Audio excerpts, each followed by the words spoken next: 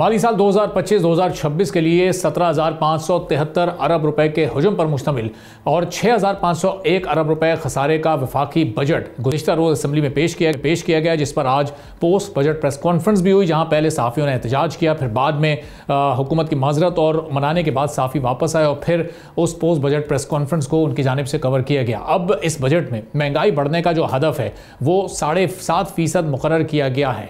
फिर जो एक्सपोर्ट का हदफ है वो 35 अरब 30 करोड़ डॉलर मुकर्रर किया गया है, यानी जो इस साल का हदफ है उससे थोड़ा सा ही ज़्यादा है, जबकि जो इंपोर्ट का हदफ है वो 65 अरब 20 करोड़ डॉलर है, यानी इसमें जो एक ट्रेड डेफिसिट है वो बड़ा वाज़ेह हमें नज़र आ रहा है। फिर रेमिटेंसेज यानी तरसीलात ज़र का हदफ 39.4 अरब डॉलर मुकर्रर किया गया है, जिसने इस साल भी हमें खासी हद तक सपोर्ट किया है। फिर माली साल 2025-2026 का करंट अकाउंट खसारा GDP का मनफी 0.5% रखने का तखमीना लगाया गया है और आइंदा माली साल करंट अकाउंट खसारा 2.1 अरब डॉलर मुख्तस किया गया है।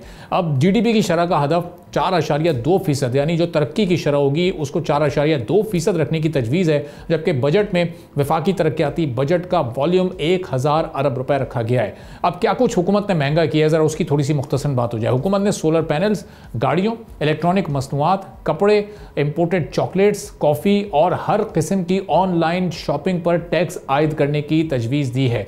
इस बजट में 850 सीसी गाड़ियों यानी छोटी गाड़ियों और इंपोर्टेड सोलर पैनल्स पर 18% सेल्स टैक्स आयद करने की तजवीज़ के साथ डिजिटल इनवॉइसिंग के तहत इलेक्ट्रॉनिक मसनूआत पर 0.25%, जबकि कपड़ों की खरीदारी पर 2% विद होल्डिंग टैक्स लगाने की तजवीज़ भी दी गई है। अब एम्पलीफायर्स, प्रोजेक्टर समेत इलेक्ट्रॉनिक मीडिया के लिए इस्तेमाल होने वाले जो दीगर आलात हैं उन पर भी 18% सेल्स टैक्स आयद करने की तजवीज़ इसमें सामने आई है और अंदरूनी मुल्क तरसील की जाने वाली अशियाए खुरनोश समेत हर किस्म के सामान की जो उस पर भी ज़ाहिर 18% सेल्स टैक्स लगेगा, चाहे उसमें जो भी चीज़ें ऐड ऑन होती हैं। ई-कॉमर्स पर 18% सेल्स टैक्स लगाने की तजवीज़ इसमें सामने आई है, जिस पर बहुत ज़्यादा बहस हो रही है, जबकि इस बजट में सरकारी मुलाजमीन की तनख्वाहों में हमने 10% इजाफा देखा और पेंशन में 7% इजाफे की तजवीज़ सामने आई। ग्रेड 1 से 16 के जो मुलाजमीन हैं उनको 30% डिस्पैरिटी अलाउंस भी देने की तजवीज़ सामने आई। अब एक तरफ हम देख रहे हैं कि हुकूमत ने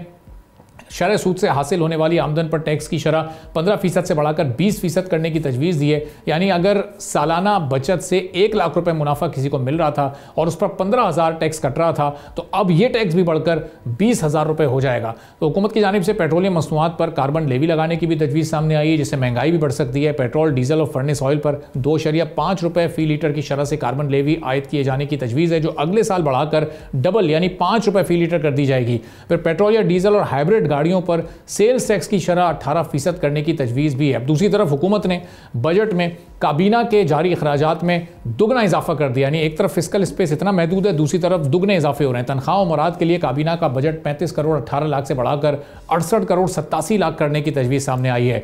जो फेडरल मिनिस्टर्स हैं और जो वज़राए मुमलिकत हैं उनकी तनख्वाह और मुराद के लिए बजट 27 करोड़ से बढ़ाकर 50 करोड़ 54 लाख रुपए करने की तजवीज़ है। वज़ीर आज़म के मुशीरों की तनख्वाह मुराद के लिए बजट 3 करोड़ 61 लाख रुपए से बढ़ाकर ये डबल करने की इसकी भी तजवीज़ सामने आई है। ये 6 करोड़ 31 लाख रुपए करने की तजवीज़ है। वज़ीर आज़म के मुआविनीन खुसूसी के लिए तनख्वाह और मुराद की मद में बजट 3 करोड़ 70 लाख रुपए से बढ़ाकर 11 करोड़ 34 लाख रुपए करने की तजवीज़ है। सब्सक्राइब करें और बेल दबाएं ताकि कोई खबर रह न जाए।